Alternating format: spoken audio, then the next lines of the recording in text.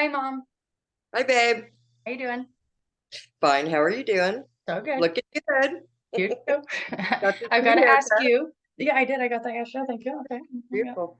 You too. If we got matchy matchy going on here, I like Right? it. Okay. Okay, Mom. I've got to ask you first if I can have your permission to record this video, You do. and then I have to ask if I have your permission to use your first and last name and your image for this video. Yes. All right. Fantastic. Can I please have your name, occupation, and the city you call home? My name is Lee. My occupation is a certified alcohol and drug counselor, and the place I call home is Salem, Oregon. All right. How would you describe yourself? I am a 62-year-old female. I am a mother of four. I am a person that has 9 dogs whom I love, and I am somebody that believes in the grace of God. Okay. I like it. How do you feel today? I feel anxious. Okay. Okay. And today's going good. Yeah. Good. Fall Good. is here. I'm happy. Okay. How do you really feel? I'm really happy that it's fall. Me too. Okay. So you mentioned that you are a drug and alcohol counselor. How does that play into your life? It plays into my life because I am a somebody that is in recovery, and it's a place that God has taken me to be, and I'm very happy to be here. All right. I like it. Uh, do you think that your past as a drug addict makes you more or less compassionate? I think that I'm always been compassionate. I think it's just a trait that I've carried through my life, and it just helps me in the field that I'm in. Okay. I contacted you for this interview because you have spent some time in the foster care system. Would you be willing to share some of that experience with me? Sure. Okay. Tell me about it. Well, I left home at the age of 14 because my parents wanted to, my stepdad specifically, wanted to lock me up into Hillcrest. My sister Dawn, who is now passed away, uh, had to leave the house at not even finishing the 8th grade, which was very devastating to me. And that left me with my sister Tina, my half sister, and her and I have never had a relationship. My mother was out of the home a lot working, and that left Todd there with us. And with all the abuse that I had suffered up to that point, hearing him talk about wanting to put me away, uh, I just felt like I could do it on my own. And so I was talking to a girlfriend of mine, and her and I were not planning on running away specifically that day, but we went down. We were from living in Lake Oswego at the time in Oregon, went downtown Portland. And when we tried to come back on the bus, uh, we missed it. And that was the last bus to Lake Oswego. And I was not going to go home at that point. So her and I decided that we were going to run away. And about 2 weeks later, we're walking down the street, and my dad, being a retired homicide detective, we saw our pictures plastered on the front of this Oregonian, and we panicked, ran to the house that we were staying at, and literally within minutes, the cops were busting down the door. And Lori was telling me, Lee, just tell him you want to go to foster care because we'll be together. And I was so naive and so immature. I fell for it. And I was like, cool, that's what I'm going to do. And so when my mother came to get me at juvenile hall, I said, I'm not going to go home. I don't, which I knew at that point, I really didn't want to go home. It kind of scared me to go home at that point of what I was going to be in store of. And so I said, no, I'm going to go to foster care with Lori. And then my mom was very upset and left. And then I asked the guard where Lori was, and they told me that Lori went home with her parents.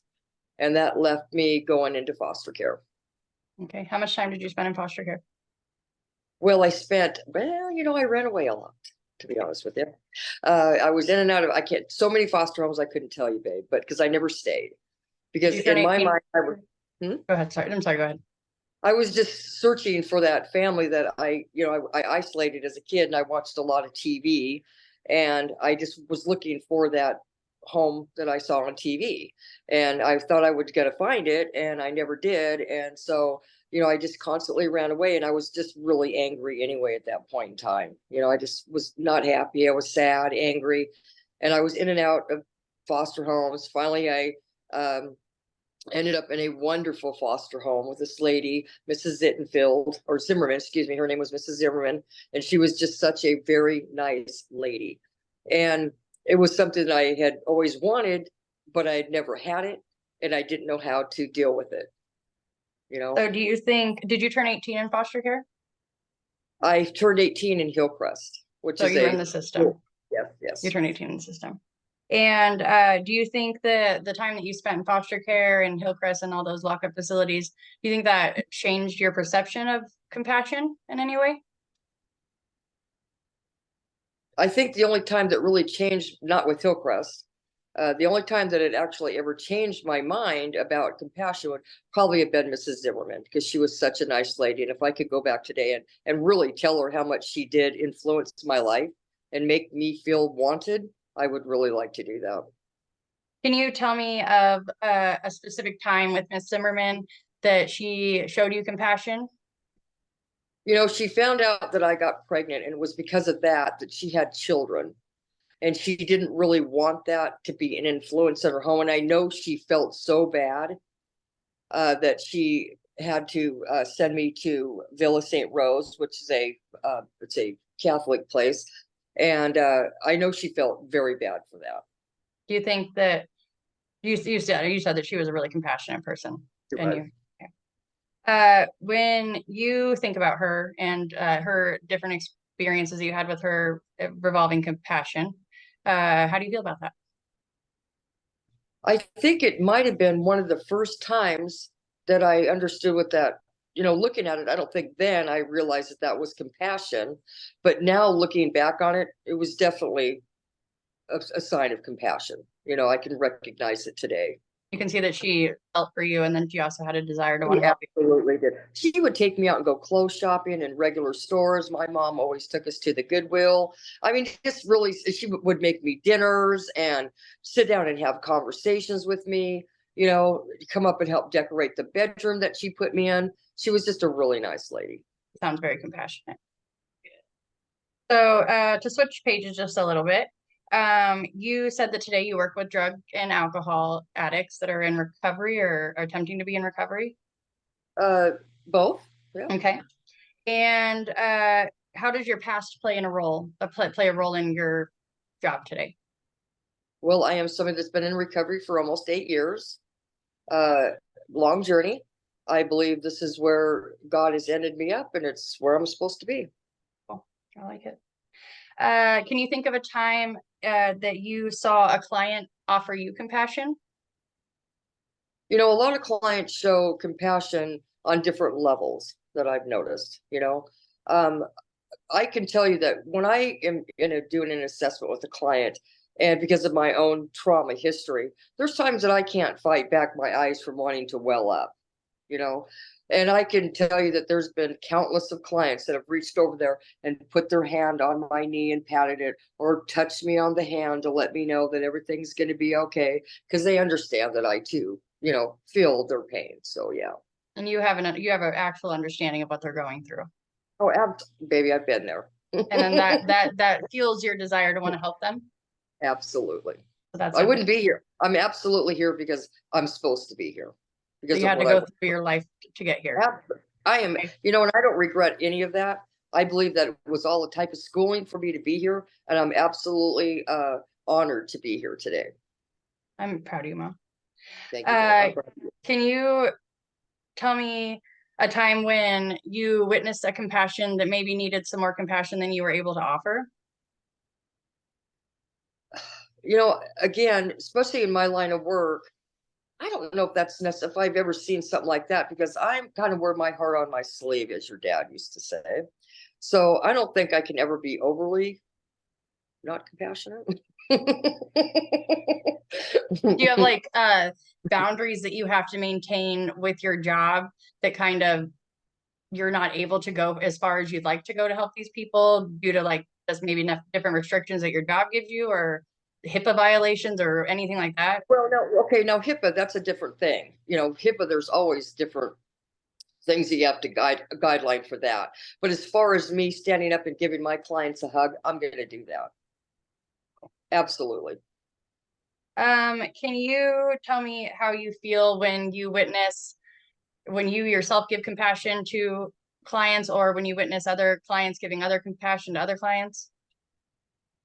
We see compassion all the way through Bridgeway. We are a behavioral health facility, And there's clients that come in that are just, okay, a lady, she was in there with her dogs. Somebody left the door open, the dogs ran out. I mean, you would not believe the amount of counselors that came flooding down the stairs for us all to run out, some to help calm her, some to help get the dogs back in. I mean, there's constant levels of compassion where I work. It's just what we do. And then as I was talking to you earlier, you were telling me about some of your group therapies and you witnessing compassion Absolutely. in there. What do you see? Absolutely. When I was doing group back in Seasons, we would all sit around and we would do like family trees, for instance. And there was a lot of compassion in that room because there was so much trauma Right. that people have to go through with children, Makes sense. Is there a time that you can think of when a client did not receive as much compassion as you wish they could have received or would have received? Well, it's kind of like some people can't just yet. Like back in the day, Amber, when I was in foster care, I didn't even know how to receive it, because I'd never had it. And if you don't have it, you don't know how to receive it. Like I said, although Mrs. Zittenfield was very kind to me, it was overwhelming because I didn't understand it. It made me feel very uncomfortable, to be honest. I liked it, but it made me feel very uncomfortable. So understanding that today, it's another reason I do what I do, because I can relate to these people on so many different levels that it makes my job very easy. Is there a time that you wish you would have shown more compassion but didn't? I think I kind of asked you that already, but like, do you have any? I don't know if there's a specific thing, because like I said, I mean, I'm sure there is, especially during COVID. When I worked at Seasons, we were doing a lot of companies shut down, to be honest with you, and we didn't. And I was out, I had my own office out there in Staten, Oregon. I was all by myself. And literally, I was working 14-hour days out there calling my clients. I had 45 of them. And I had to start at 7 o'clock in the morning for each half an hour, calling my clients on the phone, checking in with them, making sure that they're okay. Are they trying to eat? Are they trying to get out and get some air? And it was such a terrible time that people didn't even want to leave their houses. But I'll tell you, at the end of that shift, I'm sure I could have been more compassionate looking back. I mean, I tried to be compassionate, but I'm sure that there had to have been times that I should have been more compassionate than I was. Do you think that compassion is important? Compassion it should be a given. It should be something that you just automatically have and do. And if you can't figure it out, you will. If by allowing people to give you compassion, if you don't understand it now, you will at one point in life, then you just pass it on.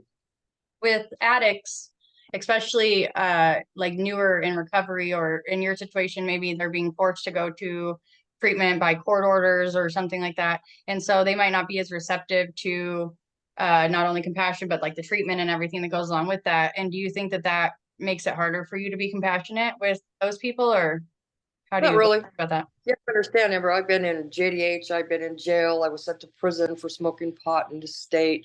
I mean, I've been to everything that they can throw at me at this point. So I can have compassion with every single person. And I don't have a problem letting my clients understand that, especially if I'm getting, resistance. I'll just break it down and go, look, you're talking about somebody that's in recovery. Like yesterday, for instance, I'm just going to say this guy walked in, he had his arms were folded, he was not happy to be there. And he was talking about, I said, well, how many times have you been to jail or lockup? And he looked at me and I said, I'm sure you can't beat me, sir. And that just kind of, he kind of laughed and got a chuckle out of it. And it was on from there. We're able to just break it down and start talking. So I just feel like, again, I'm here because I went through everything I did to get here today. I like it. Do you think there's such thing as showing too much compassion? Never. And the last question is, if you could offer words of wisdom about compassion, what would they be? Say you were giving words to, say, one of your clients, what would the words of compassion be? First of all, take it easy on yourself. Be kind to yourself. You deserve it. That's actually one of the first things we learned about was that compassion to yourself is the most. You've got to start first. When I ask my clients, who are the most important people in your life, and they give me a long list, and I go, where are you in that? Are you number one? You should be number one, right? You have to put yourself first. So My answer would be definitely give yourself a break. You deserve it, and be kind to yourself. Awesome. Well, Mom, I really appreciate you taking the time to do this video for me. I love you. Absolutely. I love you. Going- Woo! Okay, I'm gonna call you on the now. All right, love you, babe.